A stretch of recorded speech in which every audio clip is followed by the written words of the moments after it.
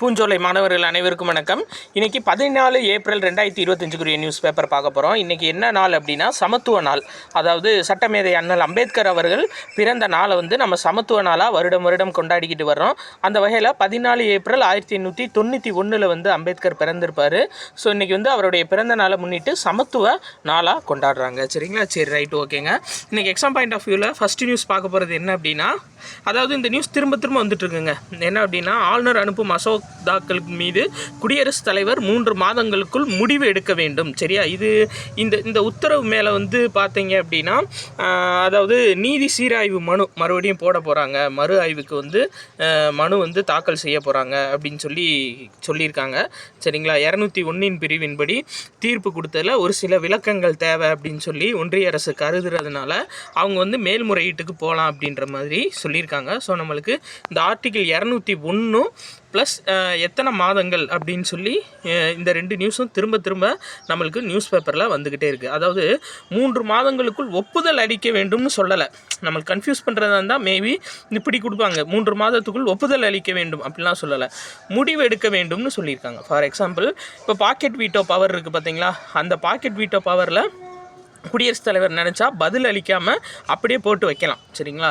ஆனால் அப்படி போட்டு வைக்கக்கூடாது. ஏதோ ஒரு முடிவு சொல்லியிருக்கணும். 3 மாதத்துக்குள் குடியரசுத் தலைவர் ஒரு முடிவை சொல்லியிருக்கணும் மசோதாக்கள் மீது அப்படின்னு சொல்லிட்டு தீர்ப்பு கொடுத்துருக்காங்க. அது மேல்முறையீட்டுக்கு மேபி போகலாம். சரியா? சரி, ரைட். அடுத்து பாருங்கள். ஏப்ரல் 13, சரிங்களா? ஏப்ரல் 13 ஜாலியன் வாலாபாக் படுகொலை நினைவு தினம். 19 ஏப்ரல் 13 தான் கால் பைசாகி நாளுக்காக ஒன்று கூடியிருப்பாங்க பஞ்சாபில். அவங்க மேலே படுகொலை நடத்தப்பட்டிருக்கும். படுகொலை நடத்தியது யார் அப்படின்னா 2 டயர் இருப்பாங்க. சரிங்களா? மைக்கேல் ஓ டயர் ஒருத்தர், இன்னொருத்தர் ஜென்ரல் ரெஜினால்டு டயரு. மைக்கேல் ஓ டயர் யார் அப்படின்னா சுட சொன்னவர், ஜென்ரல் ரெஜினால்டு டயர் சுட்டவர். சரியா? அதில் மைக்கேல் ஓ டயரை தான் பார்த்தீங்கன்னா 1940, அதாவது 21 வருடம் கழித்து உத்தம் சிங் கொலை செஞ்சுருப்பார். யார் அப்படின்னா மைக்கேல் ஓ டயரை. அது ஒரு சேர்த்தாப்பில் ஞாபகம் வச்சுக்கோங்க. அடுத்து பாருங்கள், இது ரொம்ப முக்கியமான டேட்டாங்க. பழனி அருகே உள்ள ஐயம்பள்ளி குளக்கரையில் 15ஆம் நூற்றாண்டை சேர்ந்த நடுகள் கண்டுபிடிக்கப்பட்டிருக்கு. ஸோ இந்த குளக்கரையில் பார்த்தீங்க அப்படின்னா, அதாவது இடிபாடுடன் கூடிய கோயிலும் கண்டுபிடிச்சிருக்காங்க. அந்த கோயில் பேர் என்ன அப்படின்னா குடும்பன் கோயில். அதில் இருக்க அந்த சிற்பங்களை குடும்பிச்சி அப்படின்னு சொல்லிட்டு சொல்கிறாங்க. சரியா? அப்போ இது மேபி கேட்கலாம். சரியா? என்ன கோயில் அப்படின்னு கேட்கலாம். குடும்பன் கோயில் அது பேர். அந்த சிற்பங்களை குடும்பிச்சி அப்படின்னு சொல்லிட்டு சொல்கிறாங்க. இன்னொன்று பாருங்கள், வலது கையில் நீர்நிலை உள்ள நீரின் அளவுகோலை பரிசோதிக்க பயன்படும் கோல் இருக்காங்க ஒரு கையில். சரிங்களா? அந்த குடும்பன் அப்படின்ற ஒரு கையில் இந்த இருக்குது பார்த்தீங்களா? இந்த கோல் நீரை அளக்கக்கூடிய அளவுகோல், பரிசோதிக்க பயன்படும் அளவுகோலும் கிடச்சிருக்கான். இது ரொம்ப முக்கியமான டேட்டா. எந்த ஏரியா அப்படின்னு சொல்லி கேட்கலாம், பழனியில். சரியா? சரி, அடுத்து பாருங்கள். பாசிப்பட்டினம் அப்படின்ற இடத்துல பாய்மர படகு போட்டி நடந்திருக்குங்க. இது சும்மா சாம்பிளுக்காக ஞாபகம் வச்சுக்கோங்க. இதுக்கு கோப்பை அப்படின்னு சொல்லிட்டு எதுவும் அறிவிக்கலை. முதல்வர் பிறந்த நாள் முன்னிட்டு இது நடத்தியிருக்காங்க. எங்கே அப்படின்னா ராமநாதபுரம் மாவட்டம் திருவாடனை அருகே உள்ள பாசிப்பட்டினம் கடற்கரை கிராமம். மேபி கேட்கலாம், பாய்மர போட்டி தமிழ்நாட்டில் எந்த பகுதியில் நடைபெற்றுச்சு அப்படின்னா ராமநாதபுரம் மாவட்டம் திருவாடனை அருகே உள்ள பாசிப்பட்டினம். சரியா? சரி, ரைட்டுங்க. வேறு அதான் அந்த நம்மளுக்கு சட்டசபை முடிஞ்சு அப்படின்னாவே ஃபுல்லாக எலெக்ஷன் சார்ந்த நியூஸ் தான் வரும். இந்த பாருங்கள், இது ரொம்ப முக்கியமான டேட்டா. ட்ரோன்களை நொடியில் அளிக்கும் லேசர் ஆயுத அமைப்பு வெற்றிகரமாக சோதனை. இதை டிசைன் பண்ணவங்க யார் அப்படின்னு சொல்லி பார்த்தீங்கன்னா DRDO. சரியா? Defence research and development organisation, பாதுகாப்பு ஆராய்ச்சி மற்றும் மேம்பாட்டு அமைப்பு. இது ரொம்ப முக்கியமானதுங்க. அதாவது லேசரை வச்சே ட்ரோன்களை அழிக்கிறது, ஆளில்லா விமானங்களை அழிக்கிறது. அதாவது ஏவுகணைகள் இந்த மாதிரி இல்லாமல் லேசர் அமைப்பை வச்சே அழிக்கிறது. இது பேர் என்ன அப்படின்னா MK2A எரிசக்தி ஆயுத அமைப்பு. சரியா? இதைத்தான் பரிசோதனை பண்ணியிருக்காங்க. ரொம்ப முக்கியமானது.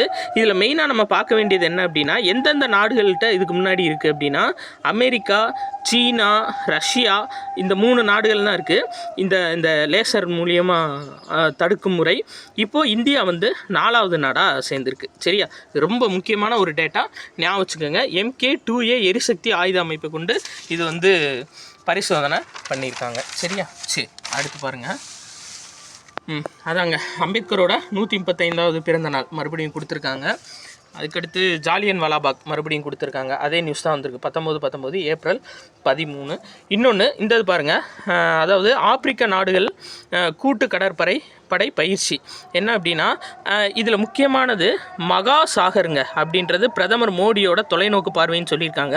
இந்த மகா சாகர்னா என்னென்னா அனைத்து பிராந்தியங்களிலும் பாதுகாப்பு மற்றும் வளர்ச்சிக்கான பரஸ்பர முழுமையான முன்னேற்றம். இது பேர் தான் என்னென்னா மகாசாகர். ஸோ அதாவது இந்த 9 ஆப்பிரிக்க நாடுகள் ப்ளஸ் இந்தியாவோட கூட்டு பயிற்சி எங்கே நடைபெறுது அப்படின்னா தார் எஸ் சலாம் அப்படின்ற கடற்படை பகுதியில். இதில் வந்துட்டு லாஜிக் என்ன அப்படின்னா இதில் அந்த அந்த எக்ஸசைஸ் நேம் கொடுக்கல, மேபி நாளைக்கு நியூஸில் எதுவும் வருதான்னு நம்ம பார்க்கலாம். அது போக இது எதுக்காக மேற்கொள்கிறாங்க அப்படின்னா அந்த இந்தியா ஆப்பிரிக்கா பகுதியில் கடற்கொள்ளையர்களோட சட்டவிரோத நடவடிக்கை நிறையா இருக்குது. அதை வந்து 2 நாடுகளோட கூட்டு முயற்சி மூலியமாக தடுக்கிறதுக்காக தான் இந்த பயிற்சி வந்து நடக்குது. சரியா? சரி, ரைட்டுங்க. அடுத்து பாருங்கள், ஸ்போர்ட்ஸில் முக்கியமான நியூஸ் நம்ம பார்க்க வேண்டியது இருக்குது. என்ன அப்படின்னா உலகக்கோப்பை வில்வித்தை போட்டி அமெரிக்காவில் ஃப்ளோரிடாவில் நடைபெறுது. அதில் இந்தியாவில் தங்கம் வென்றிருக்காங்க. யாருன்னா சுரேகா ரிஷப் யாதவ் இணை. சரியா? அப்போ கேட்பாங்க சுரேகா ரிஷப் யாதவ் எந்த விளையாட்டுடன் தொடர்புடையவங்க அப்படின்னு சொல்லி கேட்டாங்கன்னா வில்வித்தை விளையாட்டு. சரியா? அது போக வெள்ளி பதக்கம் கிடச்சிருக்குங்க. யாருக்கு அப்படின்னா தீரஜ் பொம்மதேரா, அனுதாஸ், தருண்தீப் ராய். சரியா? இவங்க எல்லாத்துக்குமே வந்து பார்த்தீங்க அப்படின்னா வெள்ளி பதக்கம் கிடச்சிருச்சு. ஆடவர் அணிகள் ரிகர் பிரிவில் தீரஜ் பொம்மதேவா, அதானுதாஸ், தருண்தீப் ராய் இவங்க 3 பேர்த்துக்கும் கிடச்சிருக்கு. அடுத்து பாருங்கள், இது ரொம்ப முக்கியமானங்க. 400 மீட்டர் ஃப்ரீ ஸ்டைல் நீச்சலில் புதிய உலக சாதனை படைச்சிருக்காரு. யார் அப்படின்னா லூகாஸ் மார்ன்ஸ், ஜெர்மன் நாட்டோட வீரர். சரியா? ஃப்ரீ ஸ்டைல் 400ல் லூகாஸ் மார்ன்ஸ் இவர் வந்து 3 நிமிஷம் 39 செகண்டு 96 இதில் வந்துட்டு இவர் வந்து கடந்திருக்காரு. சரியா? அந்த 400 மீட்டர் ஃப்ரீ ஸ்டைலில். இதுக்கு முன்னாடி இதே ஜெர்மன் வீரர் பால் பிடர்மன் இவர் நிகழ்த்திய சாதனையை முறியடிச்சிருக்காரு. நம்மளுக்கு எக்ஸாம் பாயிண்ட் ஆஃப் வியூவில் பார்க்க வேண்டியது என்ன அப்படின்னா யார் இப்போ உலக சாதனை படைத்த நீச்சல் வீரர் அப்படின்னா லூகஸ் மார்டென்ஸ். சரியா? எந்த வீரர் அப்படின்னா ஜெர்மன் நாட்டோட வீரர். அதே மாதிரி மாண்டர் கார்லோ மாஸ்டர்ஸ் டென்னிஸ். சரியா? மாண்டே கார்லோ மாஸ்டர்ஸ் டென்னிஸ் போட்டி நடந்திருக்கு. நம்மளுக்கு மெயினாக இதில் பார்க்க வேண்டியது என்னென்னா இந்த டென்னிஸ் போட்டி அவ்வளோ சிறப்பான வெளிப்படையாக தெரிகிறது இல்லை. பட் எக்ஸாம் பாயிண்ட் ஆஃப் வியூவில் கார்லஸ் ஆல்க்ராஸ் இவர் ரொம்ப ரொம்ப மெயினானவருங்க. சரிங்களா? டென்னிஸ் விளையாட்டுடன் தொடர்புடையவர் கேட்பாங்க. கார்லஸ் ஆல்க்ராஸ் எந்த விளையாட்டுடன் தொடர்புடையவர்னு கேட்பாங்க. டென்னிஸ் விளையாட்டுடன் தொடர்புடையவர்.